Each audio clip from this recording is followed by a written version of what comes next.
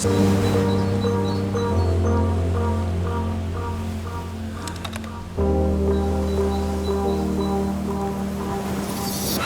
conditions on the ocean are in a state of constant change. So when I'm out there racing, I need to keep looking ahead and constantly adapting my strategy to changes in the forecast. The biggest threat for us ocean racers is how to encounter storms.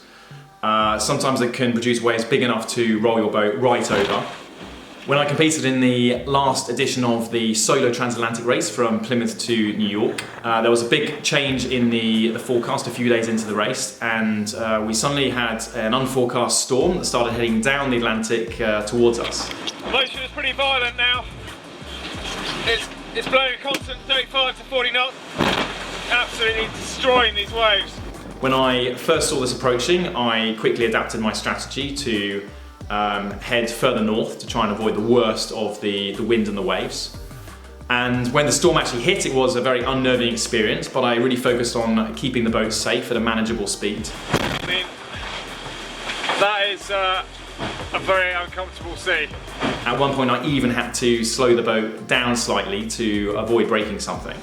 I was having a little sleep down below, and suddenly the wind whipped up to about 35-40 knots, and I lay the boat on its side. To be honest, I don't need to be going this quickly. I'm just concerned that the boat all gets there in one piece. The next morning I was actually quite surprised to see that I had overtaken a couple of boats and taken the lead. Not by sailing the boat particularly fast, but because I had really been looking at the forecast earlier and had adapted my course to the change in direction of the storm.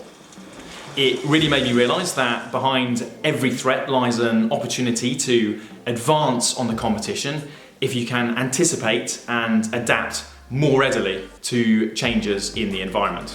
Oh. I think I deserve a cup of tea.